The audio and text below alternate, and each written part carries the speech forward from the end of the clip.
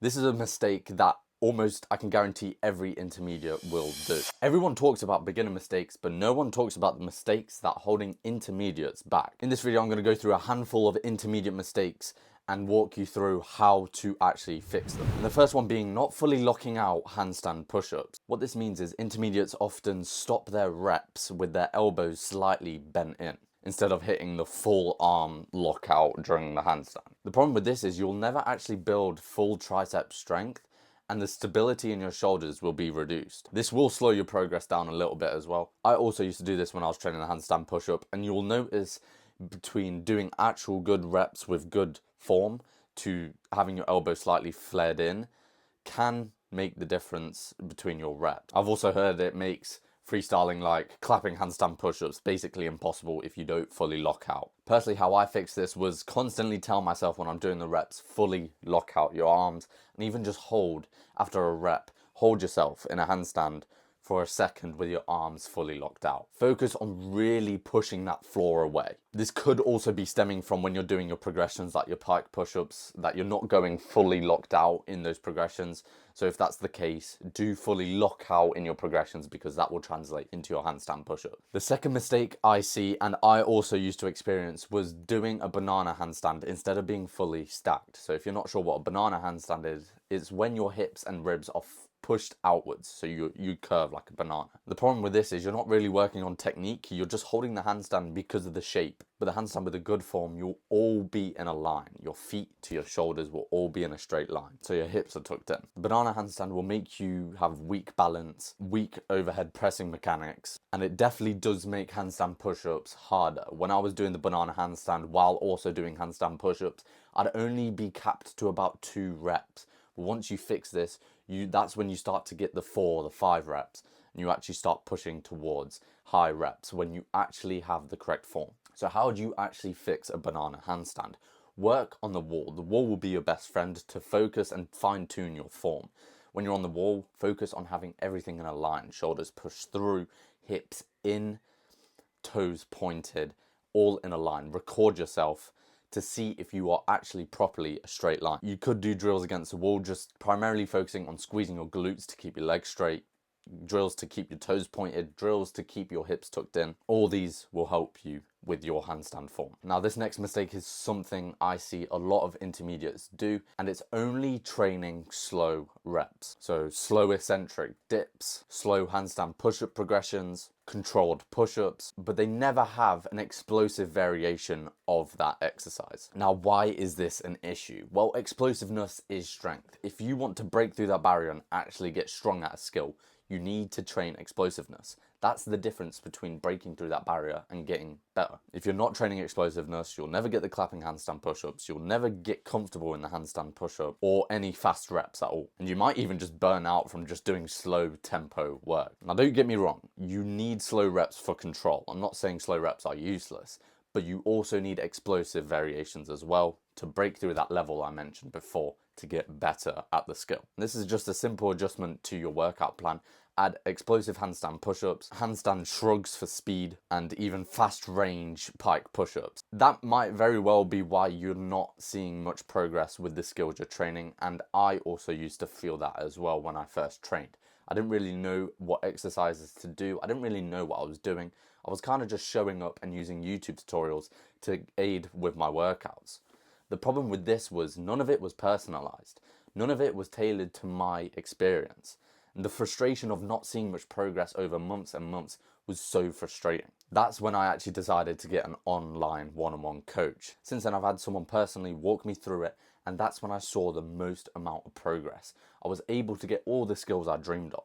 And now I have the same goal of helping you get better at calisthenics. If you're interested in one-on-one coaching with me, DM me on Instagram and I'll get back to you. On to the next mistake. This is a mistake that almost, I can guarantee, every intermediate will do. You'll only train vertical push strength, no diagonal push. What this actually means is you're only training pike push-ups, handstand push-ups, but you'll ignore planche leans, pseudo push-ups, or the exercises that actually build your strength for the diagonal push. Now, why is this actually a problem? Well, diagonal strength builds planche strength, shoulder protraction, makes your handstand have a solid base, and you'll definitely have stronger handstand push-up strength at the bottom half of the movement. Put it this way, if you're only training vertical strength, you're missing out on a huge chunk of shoulder strength. And this is a simple fix as just adding exercises like planche leans, pseudo push-ups to your workouts. Now let's move on to pull, because there are some important mistakes I do see intermediates do. The first pulling mistake I see most intermediates do is using their hips for the muscle up. What I mean by this is swinging, using momentum to get up there, instead of using actual pulling explosive strength to get your chest above that bar. Now why is this a problem? You don't have any real pulling power. You won't be able to get the muscle up on a no swing or no momentum at all, and you might just even plateau forever at just almost getting a rep. When you rely on momentum, when you rely on your hips, you cheat the rep, and intermediates can get stuck here for years. I've seen it happen. And this is quite a simple fix by just adding a couple exercises into your program. Chest to bar pull-ups will improve that pulling strength. High pull-up work, so focusing on getting the pull-up to your hips, and slow negatives at the top of the muscle up. So do your muscle up and then go down as slow as possible. With these 3 exercises, you will see an improvement in your pull strength, and you will be able to actually be able to do a muscle up with no momentum. And this is how I actually built most of my strength from the muscle up. This issue I see so much of when intermediates begin to train the front lever, and it's weak scapular retention in the actual movement itself. You pull with your arms, but you actually don't engage your upper back. You're not building any front lever strength this way, and your hips will sag. You'll also struggle to progress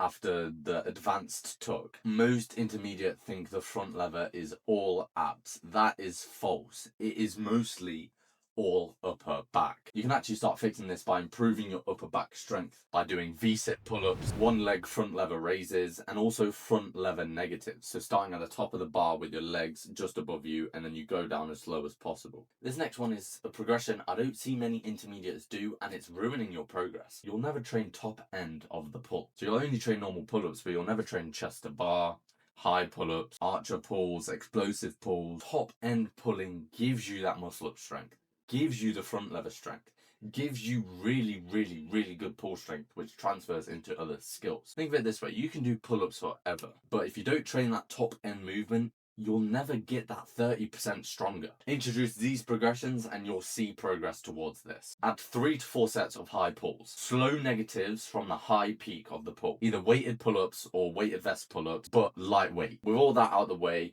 I've highlighted the push and the pull skill mistakes and how to actually fix them. And this next mistake is one not many of you will even think about. Core and mobility mistakes. Your abs can't pull your legs towards your chest. And this is a problem because with the handstand form, you do need to engage your abs a little bit to make it a straight line.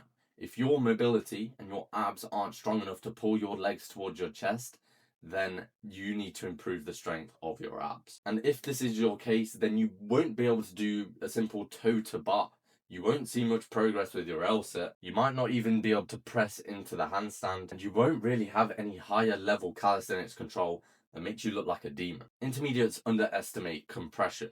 And the reality is compression is the base of all advanced calisthenics skills. Without the base, you're not going to see much progress. So start introducing compression lift. For example, knee raises, seated leg lifts, or maybe even a simple L sit to tuck planche drill. Now this next point actually really affected me badly, and it's not warming up your wrists. I actually ended up injuring my wrist because I wasn't doing any wrist preparation before my sessions, and that had me out of the game for almost a year. I was basically jumping into handstands, muscle ups, all this without stretching my wrists, without stretching at all. I did have wrist pain, my sessions were a lot slower as well, and obviously the long-term injury of the wrist. What I realized from this is stronger wrists means more training, which means more progress. I fixed this by doing some simple stretches like wrist circles, pushing your wrists into the floor. Just stretch your wrists. And that is almost every single intermediate mistake I've seen with my own eyes and how to fix it.